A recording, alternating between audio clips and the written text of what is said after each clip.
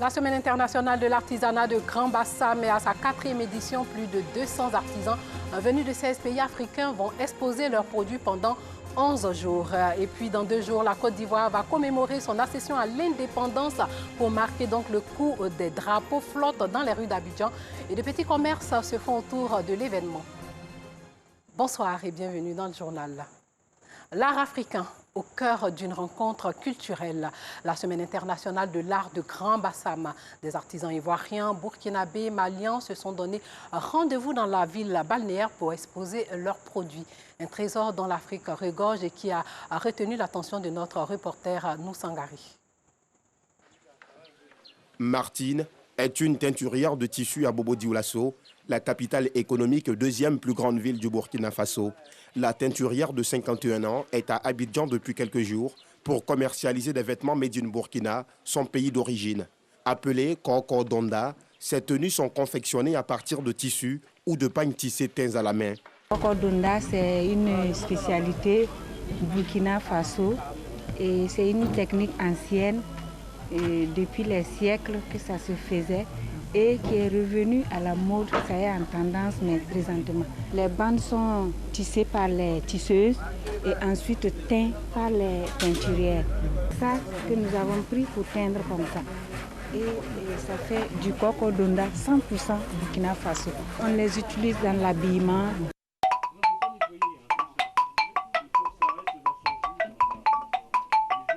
Non loin de Martine, Isiaka, un autre artisan burkinabé, expose des instruments de musique ouest-africains.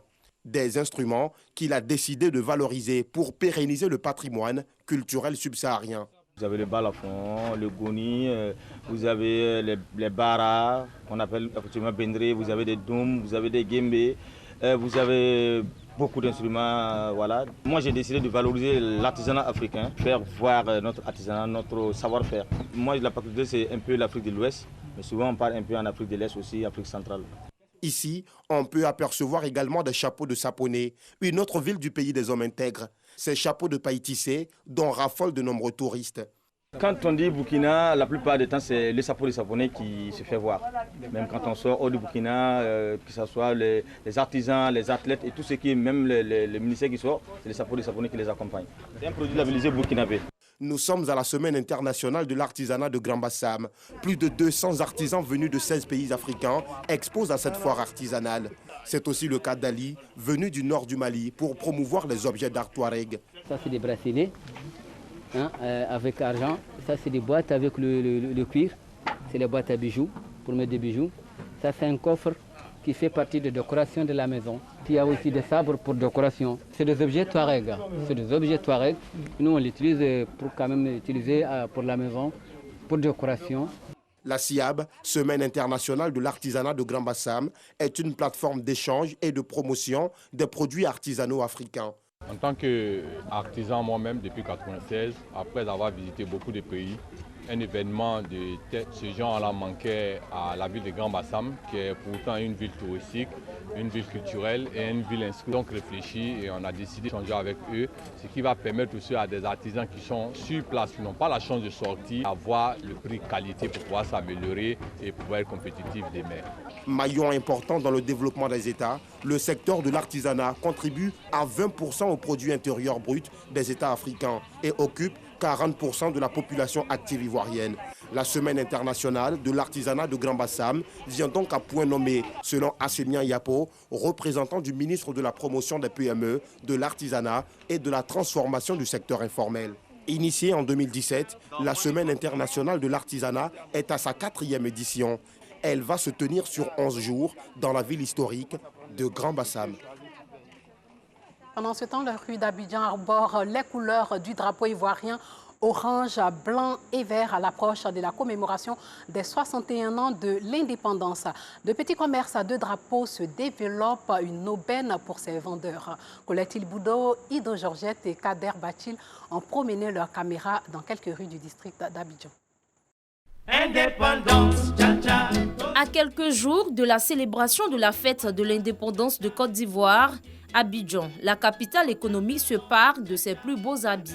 Des drapeaux orange, blanc et vert sont dressés fièrement le long des voies principales. Le 7 août marque l'accession de la Côte d'Ivoire à l'indépendance. Et comme chaque année, dans la commune d'Adjamé, au quartier Dallas, les fabricants de drapeaux s'activent pour répondre à la demande des clients. Occasion pour eux de se faire beaucoup d'argent en une semaine. L'indépendance, on a une semaine pour vendre les drapeaux. Des fois, on peut faire 2000 drapeaux. Et dans une semaine, ça finit. Il y a 3 modèles de drapeaux. Il y a les drapeaux où les gens prennent beaucoup. Ça, c'est le petit, ce qu'on met sur les poteaux électriques là. Ça, on fait ça à 2000 francs. Il y a moins qu'on fait à 5000, puis il y a le plus grand, 3 mètres. Ça, on fait à 10 000, des fois à 8 000. On peut mettre 700 000 dedans pour faire, pour avoir un peu, peut-être pour avoir 1 million. Donc, de 300 000, 200 000 des fois en une semaine. J'ai fait 1800 drapeaux, mais ça va être à 2000. L'année passée, ça n'a pas, à cause de Corona, ça n'a pas tellement marché. Mais Dieu merci, cette année, il y a beaucoup de sociétés qui nous commandent des drapeaux. On a eu beaucoup de commandes. On sent que cette année, ça va aller. Les commerçants ambulants se frottent aussi les mains.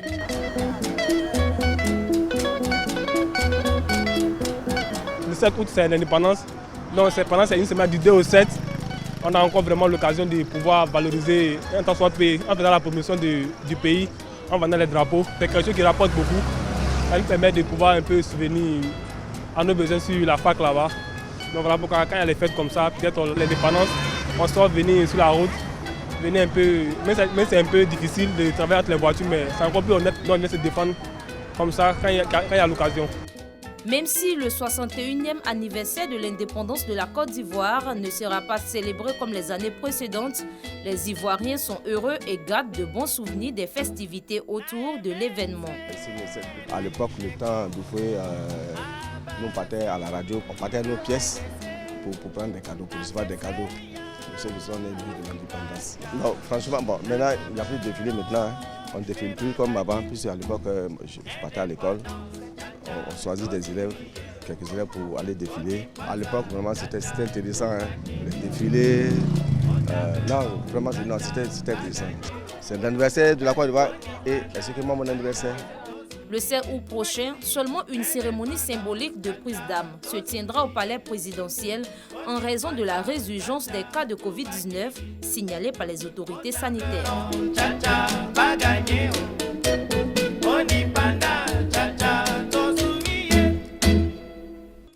Parlons éducation. Il faut 300 millions de francs CFA pour réhabiliter 30 écoles. Pour réunir ce montant, le Rotary Club Abidjan-Biétry a lancé une tombola en mai dernier. Dans le mois de juillet, les Rotariens ont pu collecter le reste des fonds nécessaires lors d'un gala de bienfaisance au palais des congrès du Sofitel Hôtel Ivoire. Le reportage de Clément Boko. Les Rotariens prennent d'assaut le palais des congrès du Sofitel Hôtel Ivoire pour un gala de bienfaisance. L'objectif, mobiliser 300 millions de francs CFA pour la réhabilitation de 30 écoles à travers le pays. Au cours de cette cérémonie, le président sortant, Antonio Dawenji, a passé le flambeau à Arthur Assi, président du Rotary Club Abidjan-Biétry pour la mandature 2021-2022. Puis s'en est suivi la vente de tickets de tombola. Une tombola qui a fait plusieurs heureux avec comme lot un poste téléviseur de 75 pouces, un billet d'avion Paris-Abidjan-Paris pour 2 et un véhicule de type SUV. Pour le président nouvellement investi, la soirée a tenu toutes ses promesses. Globalement, les objectifs ont été atteints. On était dans notre première phase qui consistait à rassembler des ressources. C'est ce que nous avons fait aujourd'hui avec l'étape du gala. Nous profitons de ce micro pour remercier l'ensemble de tous les partenaires qui nous ont soutenus dans cette grande démarche. Représentant la ministre de l'Éducation nationale et de l'alphabétisation à ce gala, Mamadou Binaté, directeur de cabinet, a salué l'initiative du Rotary Club Abidjan-Biétry et rappelé les ambitions du gouvernement quant à l'amélioration des conditions et du cadre d'études en milieu scolaire. Le président de la République, son Excellence M. Alassane Ouattara, a inscrit les thématiques de l'éducation et de l'alphabétisation au cœur des priorités de l'action gouvernementale. Il appartient donc à tous, quel que soit notre secteur d'activité, nos obédiences politiques et religieuses, de faire de l'école ivoirienne une référence, et cela dans la transparence et dans l'équité. La réhabilitation des 30 écoles s'inscrit dans l'axe stratégique 5 du Rotary Club international, à savoir l'alphabétisation et l'éducation de base. Les jumeaux sont célébrés tous les 3 août en Côte d'Ivoire. Cette année, ils n'ont pas dérogé à la règle, les organisateurs de la journée Jumeaux Days. Ils se sont réunis dans la commune de Yopougon pour rendre hommage aux jumeaux et s'organiser en vue de venir en aide à ces derniers et à leurs familles qui rencontrent souvent des difficultés. Le reportage de Anissette Konan.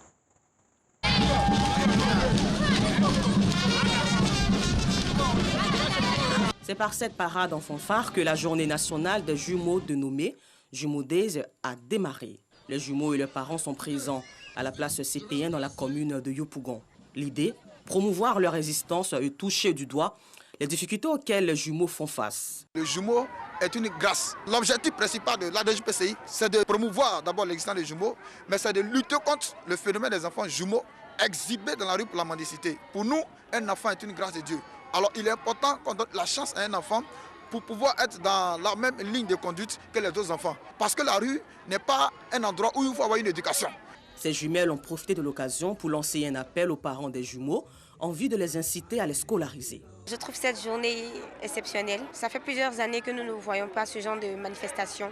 Donc je trouve ça waouh. Je suis ravie de participer à ce moment. Chaque enfant est une étoile. Chaque enfant peut être un acteur de développement de ce pays. Voilà, donc il faut penser à scolariser les enfants. Le Jumeaux Days a été aussi l'occasion pour investir la présidente des mamans de jumeaux de Côte d'Ivoire qui aura pour mission de s'approcher des autres mamans de jumeaux afin de fédérer leur énergie pour la création d'une ONG et un centre d'accueil pour jumeaux en difficulté. Un mot de religion. Le temple Aris du village d'Adjamé-Bingéville a été consacré après sa rénovation. Prières et actions de grâce ont meublé l'événement. Guides religieux, fidèles chrétiens et autorités politiques étaient présents pour la consécration du temple Aris de Bethesda d'Akwedjemé d'Adjamé-Bingéville entièrement rénové. Une action pour exprimer leur infinie reconnaissance au Tout-Puissant et amener surtout les jeunes à passer plus de temps dans la présence de Dieu. Aujourd'hui, il faut le dire, hein, on est passé à une autre étape. Dans toutes les églises aristes, c'est les vieilles églises donc on ferme, puis on essaie de réhabiliter. Tout s'améliore aujourd'hui et on essaie de tendre vers la modernisation, on essaie de tendre vers la perfection. Si tu ne viens pas réhabiliter ton église, il y a des enfants, des jeunes, mais qui fuient notre église. Tout comme le patriarche souverain sacrificateur Faustin Nangui Adjako, président mondial de l'église du Christ Mission Ariste, les représentants des autorités politiques présentes ont appelé les fidèles chrétiens au dialogue et à la tolérance pour le maintien de la cohésion sociale en Côte d'Ivoire. Ils reviennent à la norme, à obéir à la parole de Dieu. Pardonnez à vos ennemis. Si nous voulons vivre en paix, il faut pardonner. Gardez tout droit pour que dans la cohésion, on habite en cohésion et dans la paix. L'église ariste a été fondée au début du XXe siècle par William Ward Harris Wiri et fait partie du Conseil œcuménique des églises depuis 1998. C'est dans une atmosphère de convivialité et de prière pour la nation ivoirienne que cette cérémonie de consécration a pris fin. Sachez qu'après avoir glané une médaille de bronze aux Jeux Olympiques de Tokyo, Ruth Gbagui a regagné Abidjan cet après-midi. Elle a été accueillie à l'aéroport international Félix Houphouët-Boigny par le ministre ivoirien chargé des Sports, Cheikh Daniel, et une foule en liesse. On va parler d'ail olympique au Burkina Faso, une médaille au JO de Tokyo. Et au Burkina, toujours avec cette note triste, une dizaine de civils ont été tués hier soir dans plusieurs attaques de villages par des djihadistes présumés dans le nord du pays. 30 personnes au total, 15 militaires, 11 civils et 4 supplétifs de l'armée. Et pour finir, sachez qu'en Grèce, les pompiers luttaient toujours aujourd'hui sous des températures caniculaires contre 2 incendies préoccupants dans l'ouest et l'est du pays, à l'Olympie et sur l'île de Bé, où les forêts de pins étaient la proie de flammes impressionnantes. La Grèce a fait face depuis une semaine déjà à des dizaines d'incendies sous l'effet de la pire canicule en plus de 30 ans, avec des températures oscillant entre 40 et 47 degrés Celsius aux portes d'Athènes. Le sinistre qui s'était déclaré mardi continuait de mobiliser les pompiers ce jeudi après avoir détruit près de 1250 hectares de forêt de pins. Une enquête préliminaire a été ouverte pour déterminer l'origine de ce feu au pied du mont Parnès après la publication de témoignages affirmant que l'incendie serait parti de l'explosion d'une usine de la compagnie publique d'électricité. Le village de l'ancienne Olympie, habituellement bondé de touristes à cette période de l'année, ainsi que 18 localités proches et une colonie de vacances ont été évacuées. Plus de 170 pompiers bataillaient encore sur ces sites, aidés d'une cinquantaine de véhicules, de 6 hélicoptères et avions en bombardier d'eau. Voilà, c'est sur ces images que s'achève ce journal. Merci de l'avoir suivi et surtout, portez-vous bien.